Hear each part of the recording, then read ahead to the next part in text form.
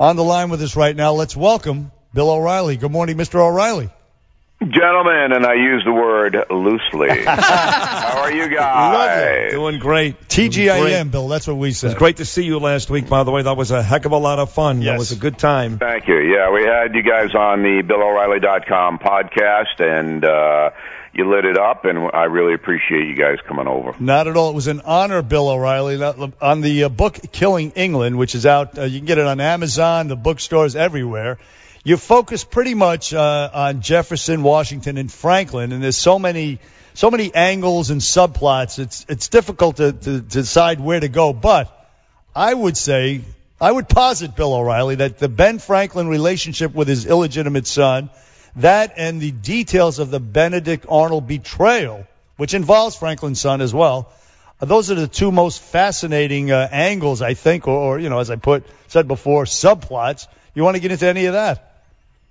Well, I'm very pleased about the reception to the book. It's been a huge bestseller and continues to be. It's a great Christmas gift, obviously, give the gift of history. But as you pointed out, it's not boring, it's not stodgy. We move it along. But I did a tweet. I can't believe I'm actually doing tweets, but I am. Wow. I did a tweet Hell freezing over.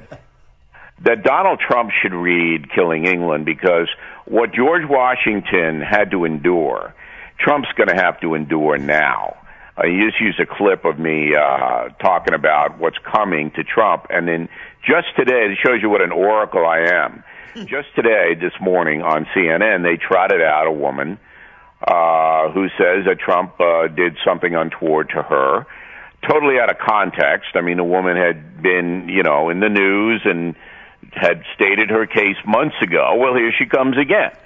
And it's not an accident, because this tax reform thing is going to help Trump, because I think it'll stimulate the economy even further, and that gives him a legislative achievement. Well, the anti-Trump press is not going to tolerate that. So they're going to now pivot into the Me Too, hashtag, whatever it is, and make Trump front and center. And Lauer and Rose and other people, they're going to recede, and Trump is going to be the main guy here. And so that he's going to have to be prepared for this, the president is. And his staff is going to have to say, look, we know they're going to come at us, because George Washington faced the same thing. There were a lot of people in the first Congress wanted him out of there, and he was being undermined every time he turned around. And what Washington did to save himself and the revolution was extraordinary. It took great courage. And I'm saying that Trump's going to have to do something similar to that, because the anti-Trump media is not going to stop. Yes, you're going to have to he needs some fortitude, but I think he's up for the job. I mean, he's handled it, as I pointed out in that clip. Yeah, but let me ask you something. I know, because you were on the Factor for a long time, Bernie, that you're a Trump fan. But why, this is what gets me about Donald Trump. Why would you tweet out, well, the tape that came out more than a year ago, or whatever it was, maybe it wasn't real. Idiotic. Then you open the door. Yep. And then here's Billy Bush coming out tonight on Colbert. That's just going to be savage. Yeah. But why did Donald Trump do that? It's just stupid. It's just stupid. Did he actually tweet that, or is this No, he said that. Yeah. And tweeted it. It's been reported by the New York Times that he's been saying this in private conversation. I don't think he actually tweeted that. Listen. Okay, all right, fine. And then that might not be true. Because whenever you see the word reportedly, yes, in any kind of a dispatch, that means, well, somebody said it, but there's no right attribution. Yes. Listen, I think he said it, but the bigger question, here's what I'm predicting, Bill O'Reilly. Here's what I'm predicting. We've talked about this today, me and Bernard Lentz at the beginning of the show. I am predicting they will get whatever they need to get, the other side, and they are going to impeach Donald Trump sometime in 2018. I don't think so. Unless he actually did something. That's obviously the wild card. Muller is in a real tight spot, the special prosecutor. He really has to present the evidence not to Congress, but to the American people. If the American people think this is bogus, and the evidence is shaky, it's not rock solid, there's going to be a revolution because people will rightly say they're trying to overturn my vote. They're trying to overturn the election, which is what, is in play now. So Mueller has got to present, really stark evidence of some kind of wrongdoing that rises to impeachment. It can't be like the MSNBC. We think it happened. We hope it happened. We wanted it to happen. No. It's got to be very stark. And at this point, I haven't seen anything that would rise to even close to that. Okay, but would you admit at least that with Flynn now cooperating and to the fullest? That's what Flynn knows. Well, that's the thing. But do you think Donald Trump at the very least, and you were right, you said this with us a couple of days ago, that Flynn will cave because he wants to protect his son too. But do you think that Donald Trump is at the very least nervous? I know the exterior says, "Oh no, we're fine," but he's nervous? I think he's angry. Okay, and that's what drives the tweets, and that's what drives a lot of the controversy. He's very frustrated and angry. But, look, Flynn is a guy who is going to get a probation. He's not going to do jail time. What does he know? He was there for a very short period of time. I've known Trump for a long time.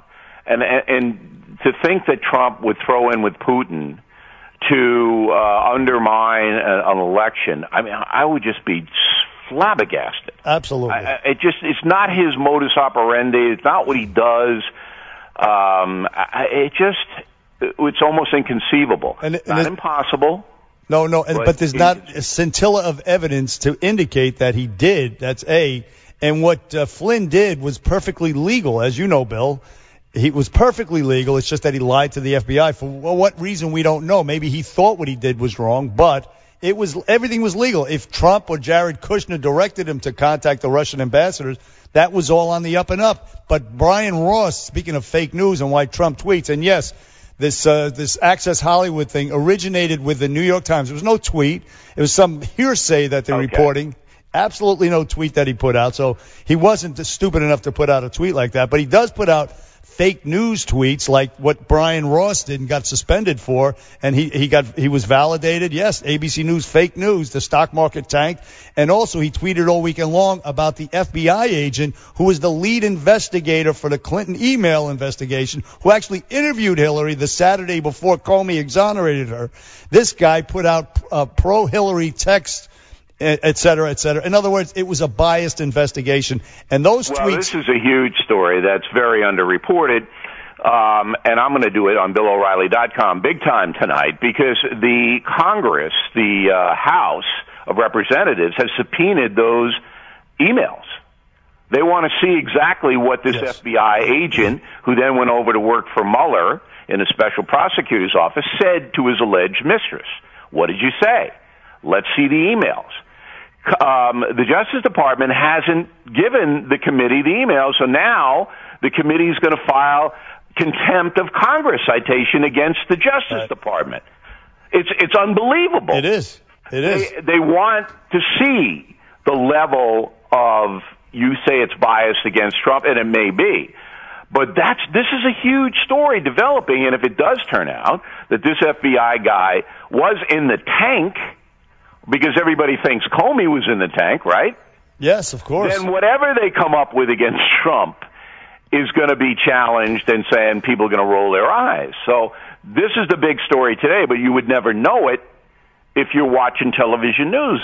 No, but news isn't going to cover it. You would know it, though, if you read Donald Trump's tweets over the weekend, which is why he tweets. But I will, I've never said to him, don't tweet. Right. It's just that you've got to, when you tweet, you've got to have facts. It's got to be fact-based. It's tough to tweet an opinion, all right, when you're the President of the United States, because if you turn out to be wrong, they ram it down your throat. Bill O'Reilly, the book is out, of course, Killing England, and go buy that today. I want to go back to what you said about tax reform. You think it's going to it's going to do well for the economy. You know, obviously the critics, a lot of people very upset, very nervous. Bernard is one of those guys, by the way. He can no longer take a tax deduction for his house out on the island. and for individuals, it's become a complete disaster, to be honest with you. Now they're talking about corporate tax bill not going down to 15%, maybe somewhere around 22 or 23. So all of a sudden, this tax reform, which people were very excited about, doesn't seem to be that way for individuals. Why do you think it's going to be a good thing for Trump? Because the reason that Trump was elected president was frustration by working Americans, all right, primarily white working Americans, that they couldn't make any money in the marketplace, that their salaries were not going up. In some cases, they lost their jobs and couldn't find a comparable job. That was why he won. So now it turns out that growth is igniting even without this tax reform. All right, it's 3.3% higher than any year in President Obama's tenure. If corporations do start to reinvest the more money that they're going to have now, and they bring it back from overseas, if that happens, then there'll be plenty of work for Americans, and their salaries will go up. And once your salary goes up, whoever the president in office is going to be rewarded, like Ronald Reagan. Reagan landslide, second time around. So this is the fear of the hate Trump movement. If the economy does continue to go up, all right, and even though some people won't do well in the tax reform itself, they won't make a lot of money from that, they will, in their jobs, make more money in salaries because there'll be more jobs, and when there's more jobs, there's competition for workers, and salaries go up. That's what's going on. And that will keep a Republican Congress, which will preclude any sort of impeachment hearings, regardless of whether or not Trump did anything wrong. The Republicans won't impeach him for sure. But Bill O'Reilly, listen, also we were talking about Kate Steinle. I mean, Bill O'Reilly led the fight for this Kate Steinle law. She was her murderer was just pretty much acquitted except for a gun possession, and you led the charge in Congress. That law has not been passed yet. Do you see that becoming law at any point in the future? Well, now there's another law. You know, this is it's hard because these guys don't like to do a lot of work in Congress. So once they pass a tax reform, then they go home for Christmas, and I think you get 18 months off for Christmas. I don't know. You don't see them.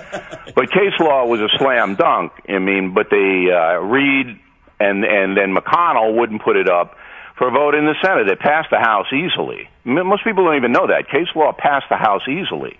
And case law is basically if you were deported and you're a felon in the United States and you come back, you get mandatory prison time.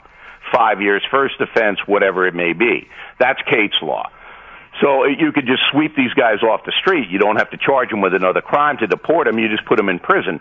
It's a really good mechanism for law enforcement. But, of course, in this country, you can't get anything done because it, quote-unquote, demonizes all immigrants. That's Chuck Schumer's play.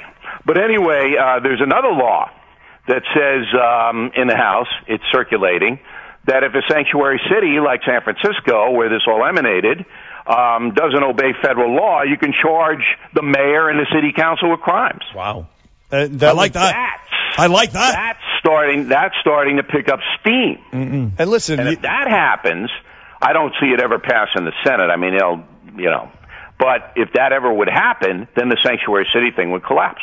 That'd be great. I got one more for you, Bill. I read this morning that the U.S. has ordered 16,000 troops and 230 jets to get ready for a war with North Korea.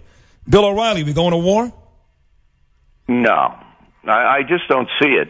I think the Chinese will cut off the oil, and that will lead to the collapse of the North Korean regime if it ever came to that. If North Korea attacks Japan or South Korea or anybody else with a missile, then there will be military action. But short of that, I don't see a preemptive strike by the United States.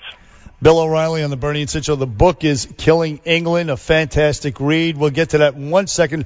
But isn't it amazing, back to tax reform, how the Democrats all of a sudden have morphed into deficit hawks as they don't want this bill to pass. All of a sudden, they're worried about unbelievable. Exploding the debt. Blumenthal, the Connecticut senator, he's screaming.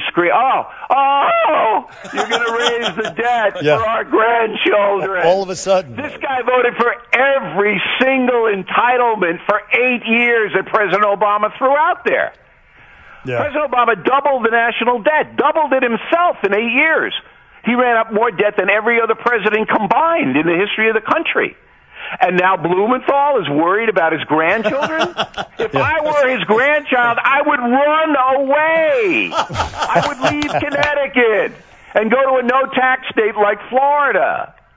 Exactly. I guess it's wrong to encourage his grandchildren to run away, but I would. Well, yes, but listen, to that point, the real culprits here are the politicians in New York State, Connecticut, New Jersey. As I'm worried about my state and local taxes, I can't deduct them. Maybe they should just lower the damn taxes here.